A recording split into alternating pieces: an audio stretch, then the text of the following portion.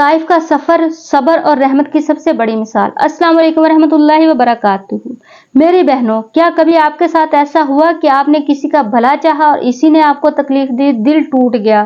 आज मैं आपको वो वाकया सुनाऊंगी जब दुनिया का सबसे रहम दिल इंसान, जब दुनिया की सबसे बड़ी हस्ती, उसके साथ ऐसा हुआ तो उन्होंने बदला नहीं लिया। वो है नबी करीम सल्लल्लाहु अलैहि वसल्लम का ताइफ का सफर। वीडियो आखिर तक देखें, आंखें नम हो जाएंगी।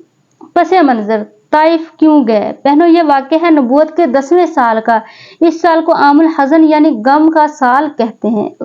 गम का साल क्यों कहते हैं? क्योंकि इसी साल नबी सल्लल्लाहु अलैहि वसल्लम के चचा अबू तालिब का इंतकाल हुआ। वो आपके मुहाफिज थे।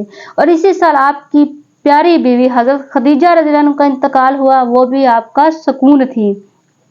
अब मक्का में कफार की ज्यादतियां मजीद बढ़ गई, कोई साथ देने वाला न रहा। नबी सल्लल्लाहु अलैहि वसल्लम ने सोचा शायद ताइफ वाले मेरी बात मान लें। ताइफ मक्का से 90 किलोमीटर दूर है। तो आप सल्लल्लाहु अलैहि वसल्लम पैदल निकल पड़े अपने गुलाम ज़ैद बिन हारिसा रज़ियल्लाहु अन्हु को साथ लेकर।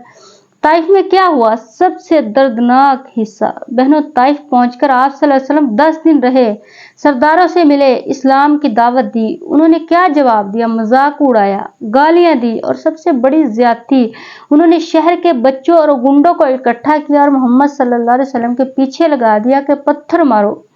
तसव्वुर तो करे बहनों, नबी पाक सल्लल्लाहु अलैहि वसल्लम भाग रहे हैं और पीछे से पत्थर आ रहे हैं। ज़ैद बिन हारिसा रज़ियल्लाहु अन्हु आगे खड़े हो गए, अपने जिस्म पर पत्थर खाए ताकि नबी सल्लल्लाहु अलैहि वसल्लम को पत्थर न लगे। इनके सर से भी खून बहने लगा। नबी सल्लल्लाहु अलैहि वसल्लम के जूते मुबारक खून से भर गए। आप सल्लल्लाहु अलैहि वसल्लम एक बाग में जाकर बैठ गए, थक कर चूर होकर। सबसे बड़ा इम्तिहान, फरिश्ते की पेशकश।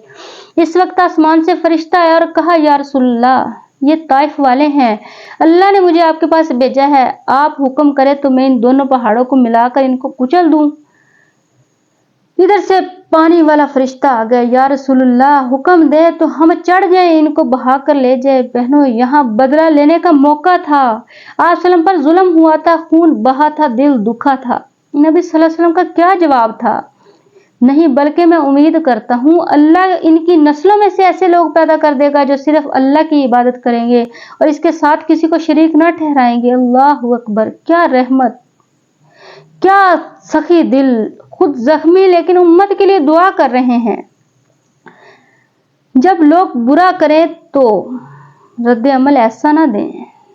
देख रहे हैं नबी का सब्र, सब्र का फल फिर कितना मीठा होता है। नबी सल्लल्लाहु अलैहि वसल्लम ने बद्दुआ नहीं दी। हम छोटी सी बात पर रिश्ते तोड़ देते हैं, माफ करना सीखें। नबी सल्लल्लाहु अलैहि वसल्लम ने कहा, शायद इनकी नस्लें यानी मायूस नहीं हुए।